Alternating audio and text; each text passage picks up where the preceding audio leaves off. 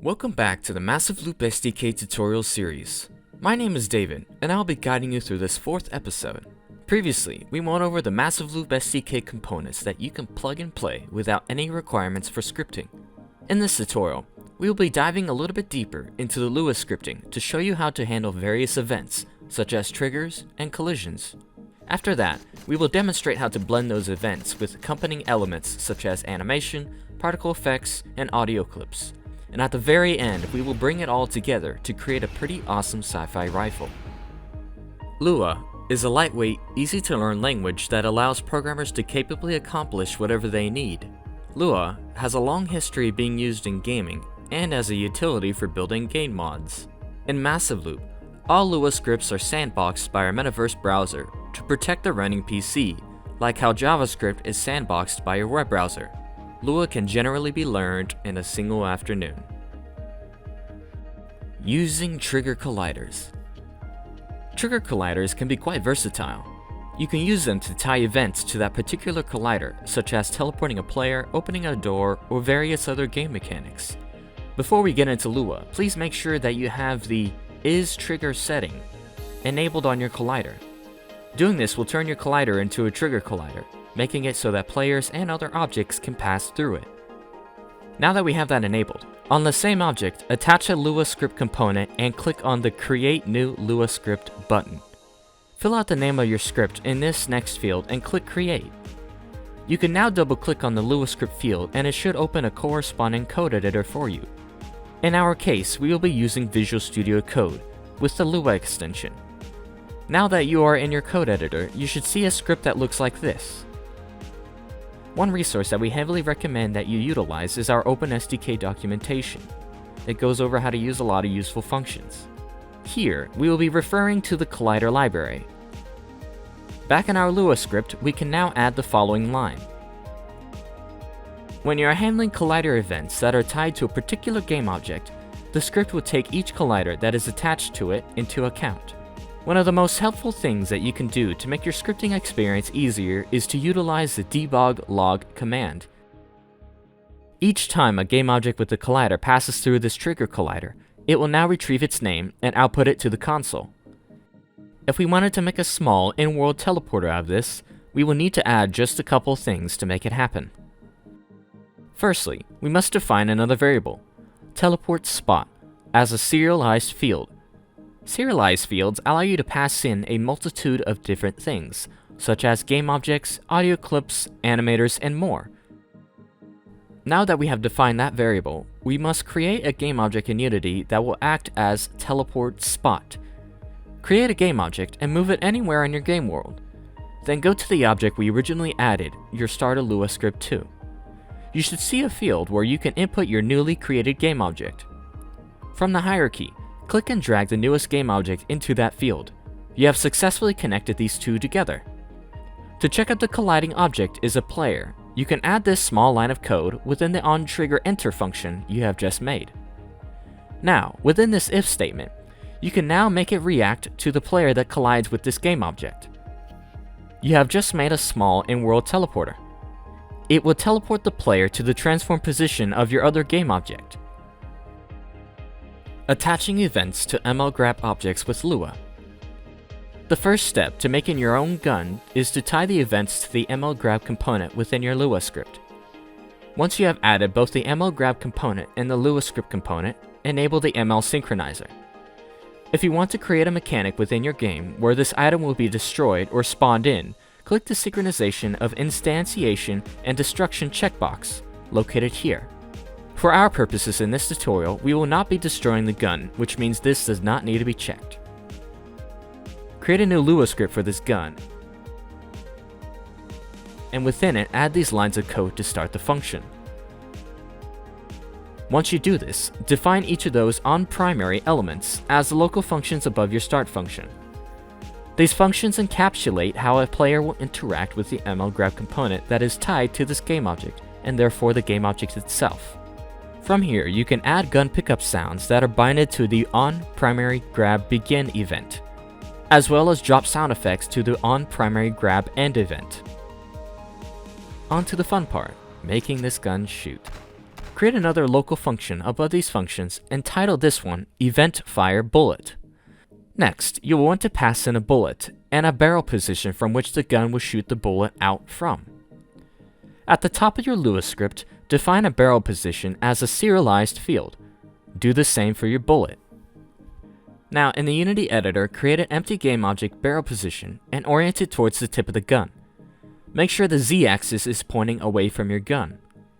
If you already have a bullet projectile, attach it in the Lua script here.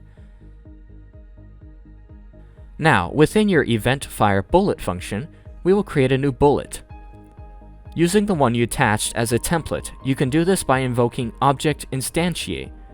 When you invoke Object Instantiate, you need to give it a game object. Next to this field is where you assign the transform location data. In the code, we will access the rigid body of this bullet. If your bullet does not have a rigid body, you will need to add it. Now, using rigid body velocity, we can set the speed at which the bullet will fly. In your start function, you can register the event by adding this line of code. Doing this will enable the gun itself to call the event locally for each client that registers this event. Next, in your primary trigger down function, add this line of code. Doing so will mean that when the primary trigger is pressed, the game object will invoke the Event Fire Bullet locally for each player. This means that each player will be seeing you fire the gun. Now that we've created a simple gun, let's explore adding animations, sounds, and cool muzzle flashes to it. Animation. The Master Loop SDK fully supports the Unity Animator and Animation Library. To see a full list of the supported methods, from animation triggers to stabilizing feet, check out our full documentation. To access the animation clip and animator field, you will first have to make sure that the game object in question has an animator component attached to the parent object. At the top of your Lua script, you can access the game object the Lua script is attached to. You will then need to get the animator component by writing these two lines of code at the top, just below the do on the first line. You can then invoke an animation clip by referring to its direct name. In this case, the gun's shooting animation clip is named Shoot.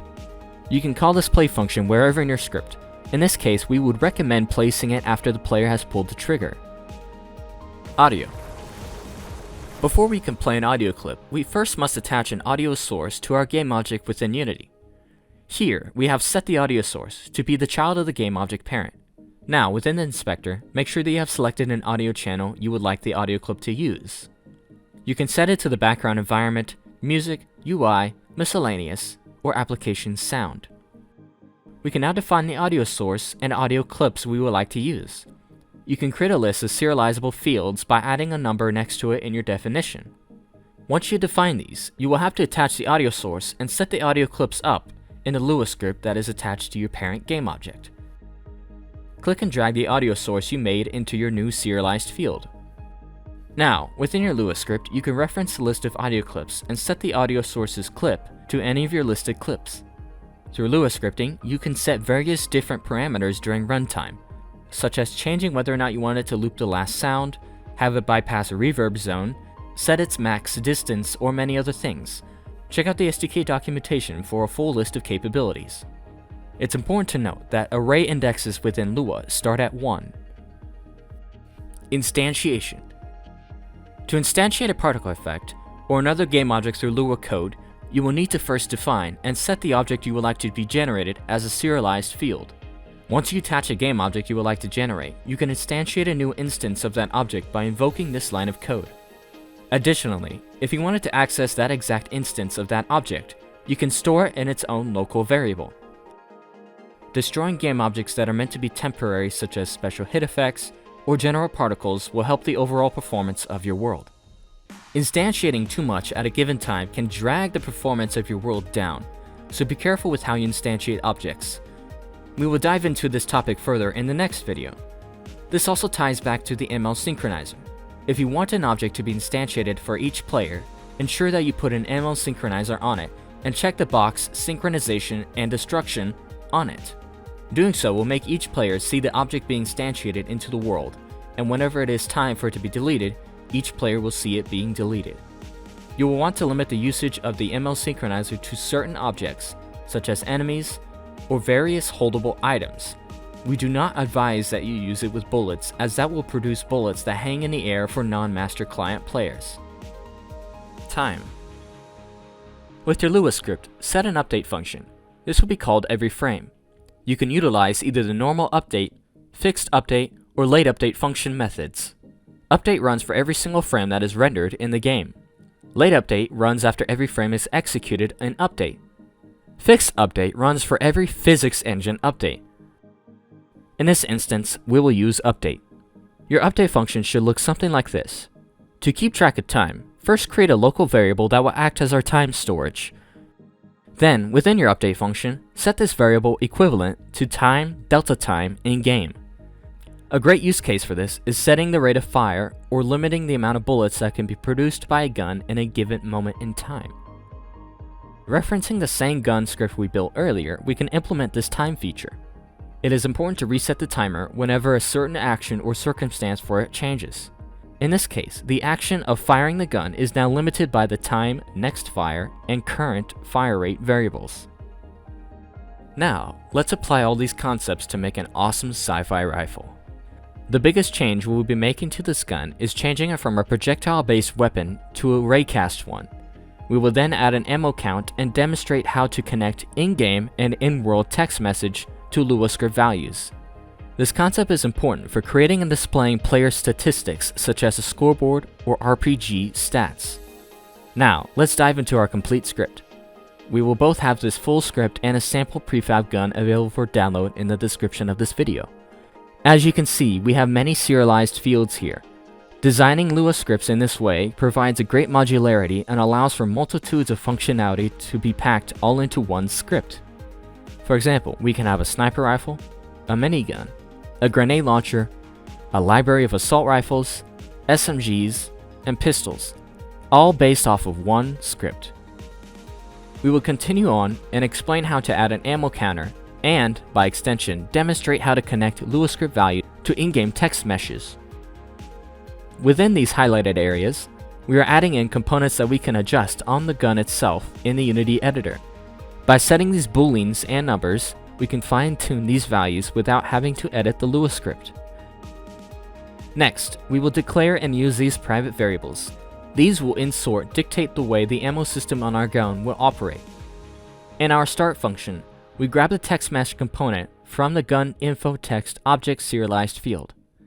Following that, we can use this gun text object to store the current value of the ammo in the gun. There are two important functions here that interact with it. The update text function keeps track of the overall ammo count, while the reload function accounts for the case the gun has run out of ammo in its current clip. Here you can also see us implementing the audio source to play a reload sound. If you have a reload animation, you can simply add in that animation by using the method we previously covered. With our ammo reloading system worked out, let's look at our main firing function. Essentially, this function is looking at the many variables we have previously covered above. You can see that it looks at the time to see if it's reloading, and when it's done reloading. It then looks to the current round and clip before executing the rest of the function. After that, it checks to see if it is a semi-fire and if it has already fired.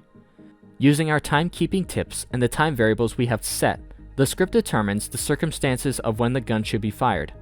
We then instantiate a muzzle flash particle effect, the same way we did for our first gun. In this segment of code, we account for the case where you want to set the bullet to be a projectile-based gun, as well as creating a random deviation for bullets. Just after this, we will start setting up a raycast system. Raycasting works effectively like a laser. By setting this physics ray transform position and rotation to our barrel, when you press the trigger, it will cast a ray from that point. In our SDK documentation, we outline the other methods for raycast. For a full list of raycast hit methods, check out our information pages here, as well as this information page as well, for general information on raycast. Just below that, we are running a check to see if we hit a player with our raycast. This falls into hit detection, which we will cover in tutorial 6. But with this, you are able to detect players with a raycast. From here, the script checks to see if the raycast hits a rigid body. If it does, it will search for two things, a drone or a mono wheel. From there, the raycast, and by extension, the gun script, can access the script attached to the object it just hit. It then asks the script on the other object to invoke one of its locally defined functions. The method for this is shown on screen. At the point where the raycast connects with an object, we wanted to spawn a hit effect to give the player visual feedback. Similar to the first gun we made, we have created local functions to handle the interactive events from the ML grab component. We used the same method from earlier to attach Lua events to the game object and the ML grab component together. There you have it. With these new tools under your belt, you will definitely be able to make your world more interactable.